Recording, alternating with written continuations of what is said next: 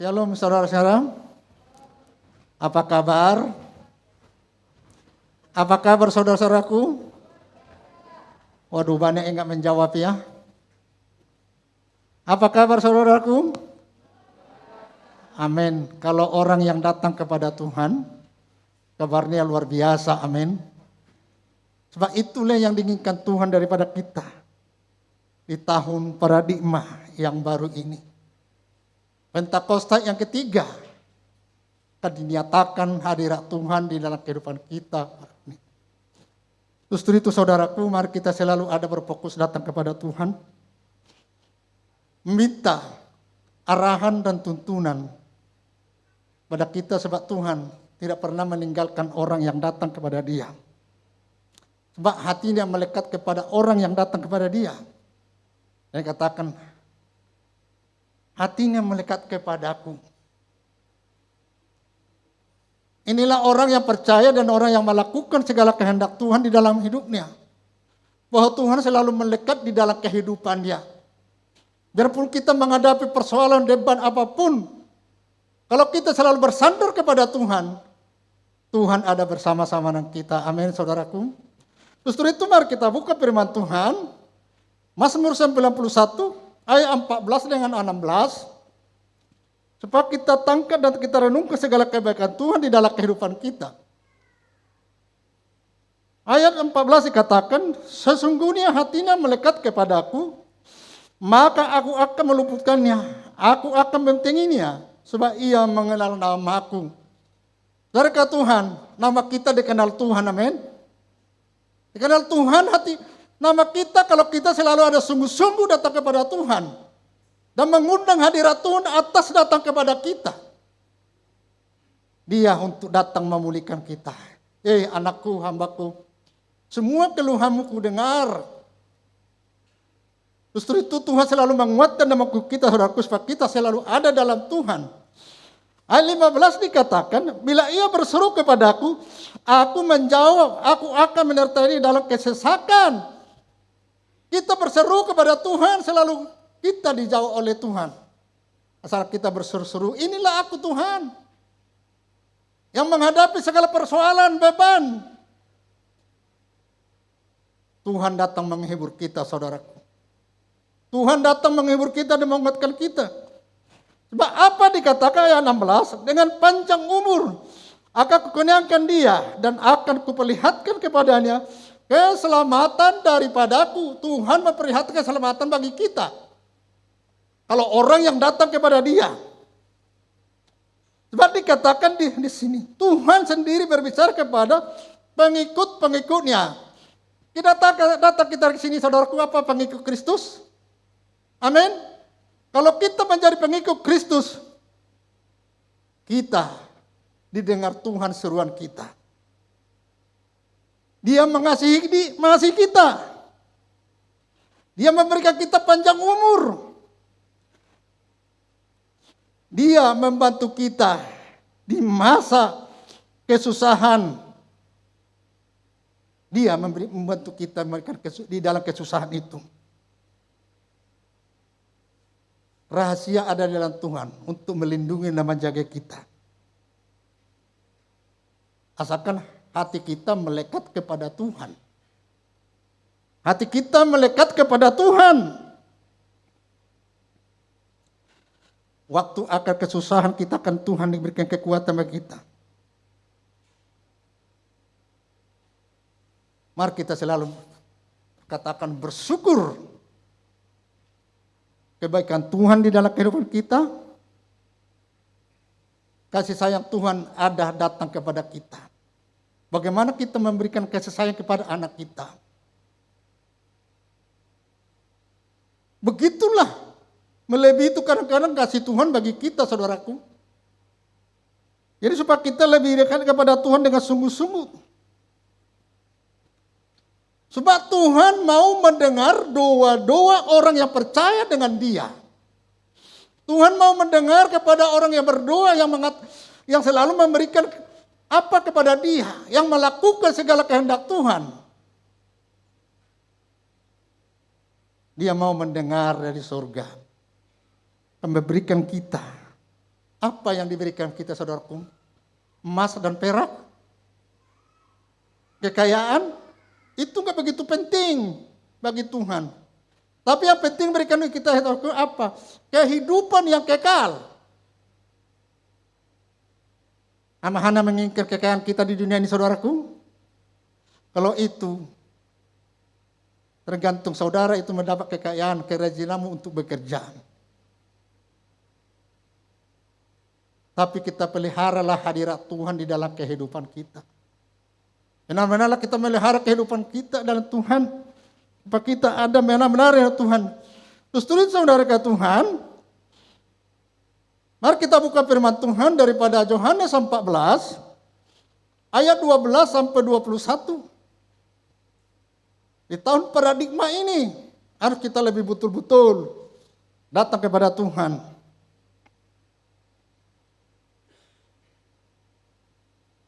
Udah dapat saudaraku? Mari kita dengar firman Tuhan ayat 12. Aku berkata kepadamu, sesungguhnya barang siapa percaya kepadaku, ia akan melakukan juga pekerjaan-pekerjaan yang lebih besar daripada itu. Sebab aku pergi kepada Bapa. Tuhan mengatakan di sini saudaraku, Tuhan menginginkan dari kita agar para pengikutnya melakukan perkara yang lebih besar akan dilakukan. Apa yang lebih besar akan kita lakukan untuk menenangkan hati Tuhan saudaraku? Memuji dan menyembah Tuhan, itu sudah kita lakukan. Apalagi kita bersaksi kepada orang lain. Ini loh jalan keselamatan.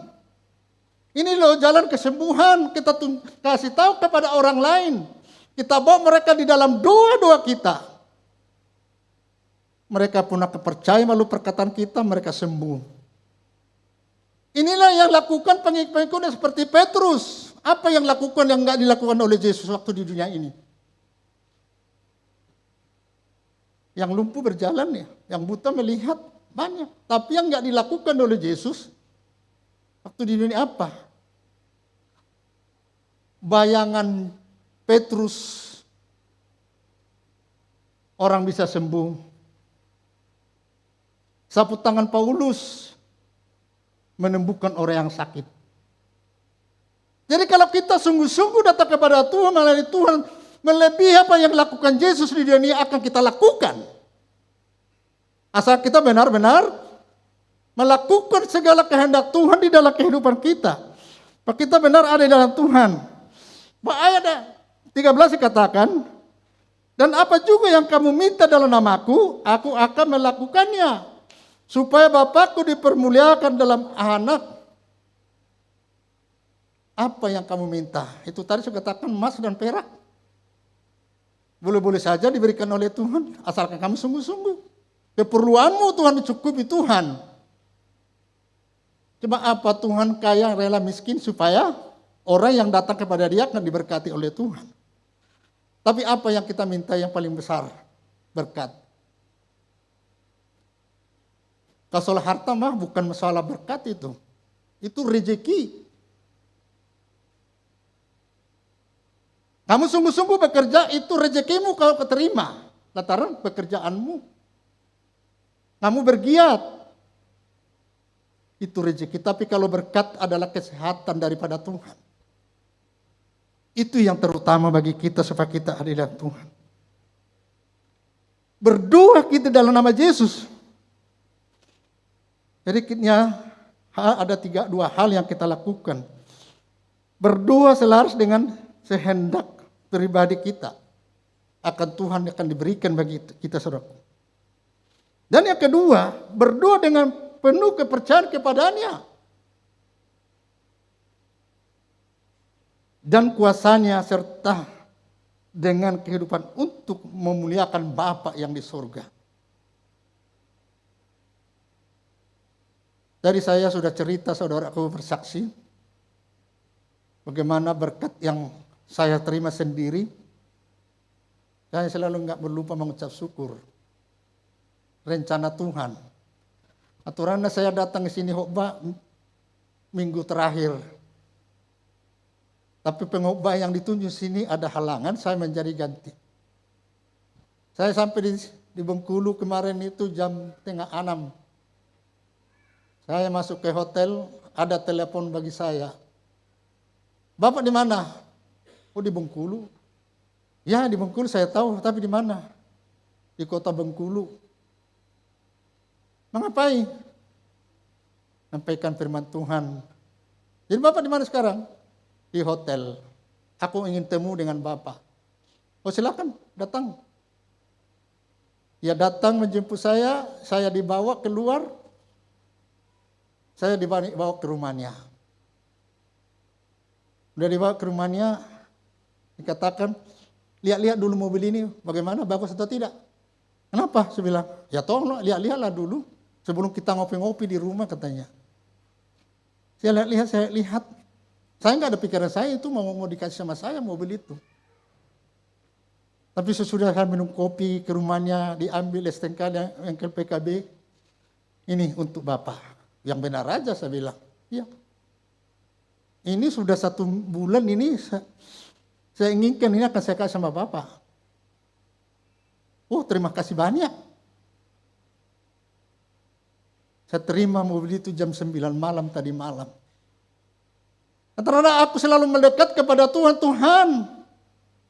Aku menginginkan kendaraan, lantaran apa waktu saya khotbah, naik motor, saya kehujanan. Kalau saya tunggu, terlambat saya, tapi saya teruskan. Waktu saya menyampaikan firman Tuhan, air hujan masih menetes dari pakaian saya. Tuhan, saya katakan, Tuhan, apakah berapa lama aku begini? Beberapa lama aku begini, Tuhan, firman-Mu Tuhan menjadi kehujanan. Ini, kalau kita sungguh-sungguh datang kepada Tuhan. Sebab apa dikatakan, saudaraku, kita melompat ke 16, aku akan minta kepada Bapa dan Ia akan memberikan kepadamu seseorang penolong, yaitu supaya Ia menyertai kamu selama-lamanya. Siapa penolong itu? Adalah Kristus Yesus melalui Roh Kudus yang menyertai kita selama-lamanya kalau kita sungguh-sungguh datang kepada Tuhan, kalau kita selalu minta kepada Tuhan. Melalui apa? Melalui pujian penyembahan yang selalu kita naikkan. Dan kita apa saudaraku? Pujian penyembahan pagi, siang, dan malam di zaman ini. Ini harus kita lakukan itu saudaraku. Selalu kita memuji dan menyembah Tuhan. Jangan kami minta Tuhan, aku belum makan. Aku Tuhan enggak ada. Kalau betul-betul kita datang kepada Tuhan, akan Tuhan kirim. Inilah yang saya terima tadi malam. Kenapa saya harus sekarang khotbah datang di Sariwangi? Kalau saya bilang itu pengaturan Tuhan. Kita lebih sungguh-sungguh datang kepada Tuhan. Ayat 17 katakan, yaitu roh kebenaran, dunia tidak dapat menerima dia dan tidak mengenal dia. Tapi kamu mengenal dia sebab ia menyertai kamu dan akan diam di dalam kamu. Itu Roh Kudus tadi saudaraku. Kalau kita selalu ada memuji dan menyembah Tuhan, selalu dia tinggal di dalam kehidupan kita. Tidak pernah kita ditinggalkan. Tapi selalu kita disertai. Maaf, kenapa kalau agama tetangga kita kalau mau langkah bismillah, kita mengatakan susah. Banyak saya dengar orang Kristen biar mau langkah dengan dalam nama Yesus. Jarang. Tapi mari kita belajar. Pak, ada Yesus tadi, saya katakan tadi ada Yesus bersama-sama dengan kita, amin. Lalu kita undang dia untuk datang kepada kita bersama-sama dengan kita. Supaya kita selalu ada dalam Tuhan. Ayat 21 dikatakan, barang siapa memegang perintahku dan melakukannya, dialah yang mengasihi aku, dan barang siapa mengasihi aku, ia akan dikasihi oleh Bapakku, dan aku pun akan mengasihi dia, dan akan menyatakan diriku kepadanya. Kalau kita mengasihi Tuhan, akan Tuhan mengasihi kita. Padahal kita siapa saudaraku? Orang yang berdosa, tapi dia mau berkorban untuk kita. Antara dia mengasihi kita. Tapi yang terutama bagi orang yang datang kepada dia. Bagi orang yang sungguh-sungguh datang kepada dia, akan dia mengasihi. Jelas dikatakan, Yesus mengatakan siapa mentaati perintah-perintahnya merupakan sesuatu pilihan bagi mereka yang mengasihi hidup yang kekal. Yang mengasihi Tuhan yang hidup yang kekal. Ada dua hal yang kita pelajari di sini saudaraku supaya kita lebih memahami. Yang pertama dikatakan ketaatan kepada Kristus. Sekalipun tidak pernah sempurna, manusia nggak ada yang sempurna, amin. Sekalipun tidak sempurna, tapi seharusnya bersikap sungguh-sungguhlah kita datang kepada Tuhan untuk memuji Tuhan. Merupakan dari iman yang mentaati, yang tunduk dari kasih bagi Kristus. Ini yang kita lakukan supaya kita lebih sungguh-sungguh datang kepada Tuhan. Yang kedua, saudaraku, kepada orang yang mengasihi Kristus serta berusaha untuk mentaati segala perintah Tuhan kita lakukan. Ada dua anak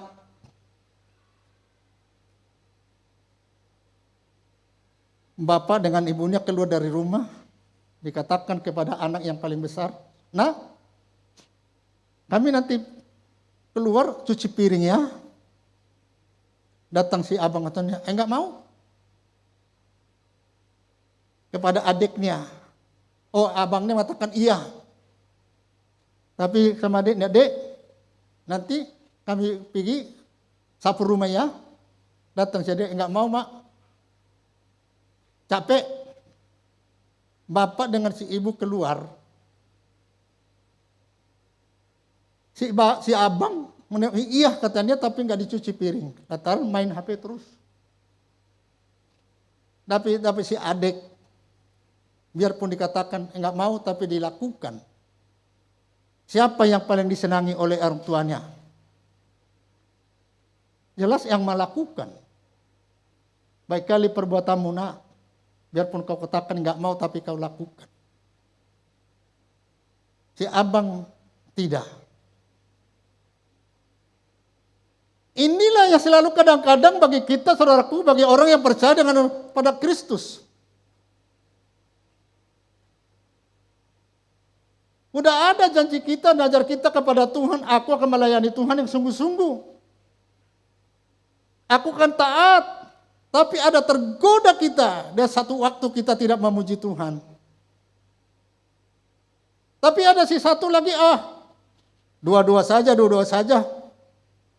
Tapi selalu dia memuji dan menyembah Tuhan.